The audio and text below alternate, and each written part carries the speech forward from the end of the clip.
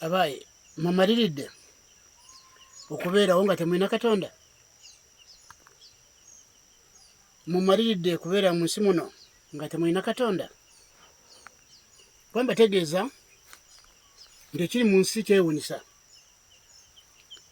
kubanga kati ensi egulumiza entalo n'ebyobufuzi okusinga okugulumiza ekigambo kya Katonda.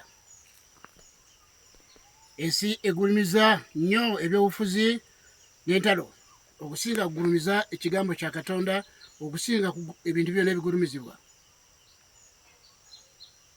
Kyewuunyisa nga bantu abakkiriza Yesu Kristo bebasinga obungi mu nsi yonna, bebasinga obungi mu Uganda ne mu nsi yonna.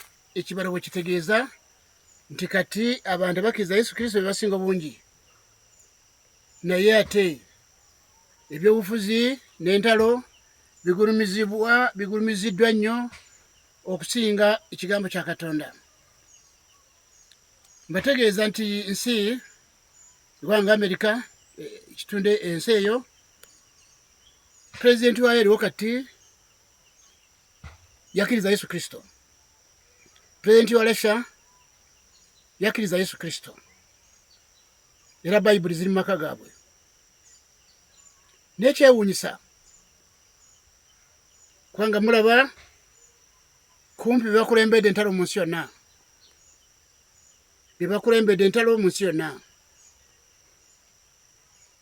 ng'akabonero akalaga nti amadiini n'amakanisa gali mu nsi kati tegalina mugaso era si ga Katonda.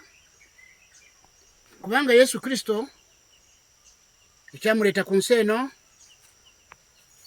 oluvannyuma lwadda mu okwonoona ensi n'edobonkana, ekibi ne kiyingira mu nsi, ensi n'ebeera n'ebibi n'ebizibu, Yesu n'atumibwa Katonda ku nsi n'ajja wano.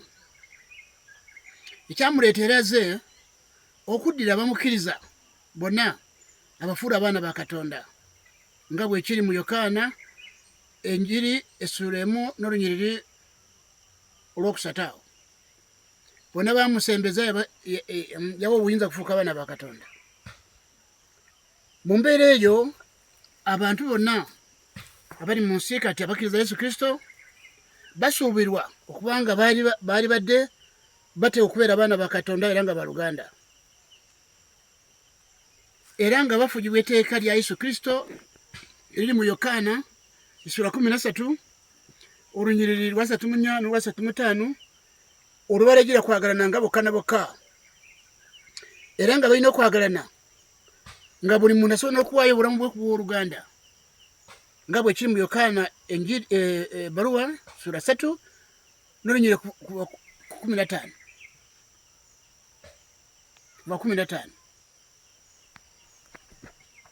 Era bw'odda mu Yokaana sura 4 era ebbaluwa Yokaana ebbaluwa sura 4 olunyiriri kuva 12 okutuuka 14 wakulaga nti awatali kwagalana kw'abantu abakkiriza Yesu Kristo, Katonda tali mu bo.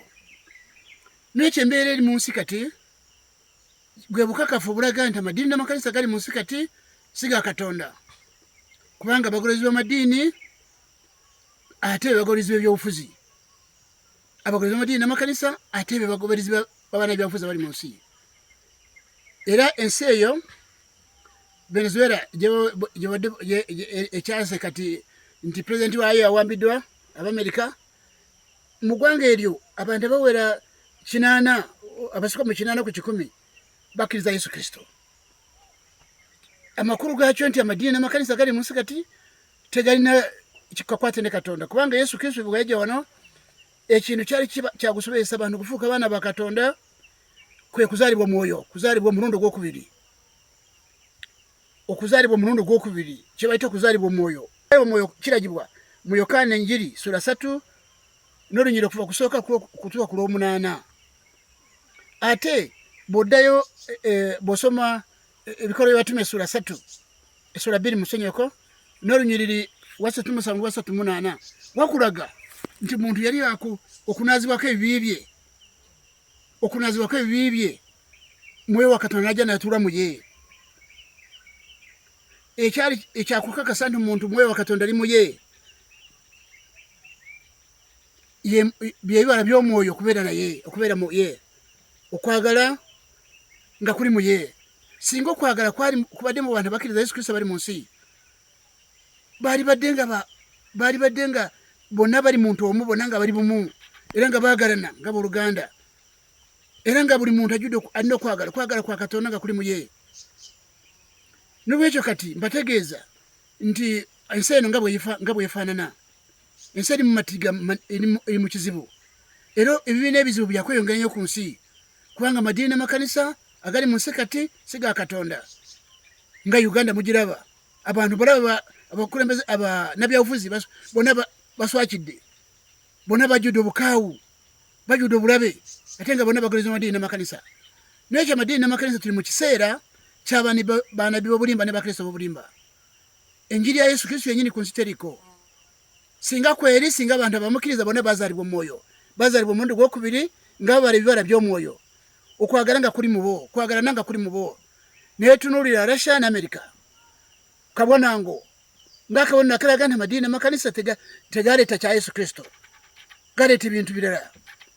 N'ekyo okutuusa nga abantu abali mu nsi kati ng'ate banafuluma amadiini n'amakanisa gali mu nsi kati ne bajja eri enjiri ya Yesu Kristo ne banoonya Katonda ne Yesu Kristo eno nsi yakweyongera kufaafagana mubalaba buli kintu kifu obufumbo mu nsi yonna bweyongedde okusaanawo ng'akabonero akalaga nti manyi obufumbo mbwogerako kubanga obufumbo bwebu kyekifaananyi ky'ekkanisa ne Kristo. Obufumbo omukazi obutafuuka mu muntu omu ne musajja nga bali mu bufumbo bakazi bafumbo omukazi mu bufumbo ne bbaawe bwatabeera muntu omu era nga bali muntu omu nga tebakyali babiri bwabukakafu bulaga nti enjiri ya Yesu Kristo ku nsi teriko. Wabukakasa nti kubanga enjiri ya Yesu Kristo etambula n'amaka amaka bwe gatabeerawo gali Yesu Katonda ge yakola olubereberye bwe gatabeerawo enjiri ya Kristo mu nsi bateriko. N'ekyo mbategeeza basebo ne banyabo mulimu by'obufuzi naye tebijja kubaako kalungi kebibawa. Ezo ntalo ze mulimu zonna zitegeeza sitaani. Mu sitaani mugenda kujjamu bulamu mwemuwoza era ekizibu kyemulina banadiini tebalina nsonyi basumba mmwe temulina nsonyi obalaba abaana byabufuzi bali mu kubasembeza nga basembeza bamalayika abajjudde obutemu abajjudde obulabe abajjudde obukyayi abaayi n'abaana byabufuzi bennyini n'abarevenali bonyini abasumba ne banadiini bennyini benyigidde mu bintu bino begasa ne basamize begasa bonna kugamba bonna bafuuse omuntu omu mu bukyayi n'obulimba obwa sitaani bw'ebyobufuzi. N'ekyo mugobere buwandiisi buno bulina gye bubatwala bulina gye butwala ensi bwaka ku nsi 1998 okulaga nti enkyukakyuka y'ebyomwoyo etera okujja mu nsi okutandikira wano mu Uganda amawanga gonna gasobole okufuna ekkubo litwala mu bulamu butagwawo kubanga obwakabaka bwa Katonda amadiini n'amakanisa tegabumanyi tegamanyi abantu baali bakwingira batya mu bwakabaka bwa Katonda.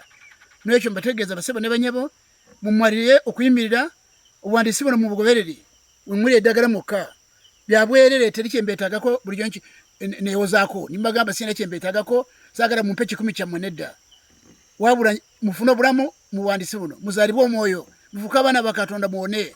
Okuzaalibwa omwoyo okuzaalibwa omwoyo mutukuvu okuzaalibwa omwoyo okufuuka abaana ba Katonda lyeddagala lyokka ly'ensi eno.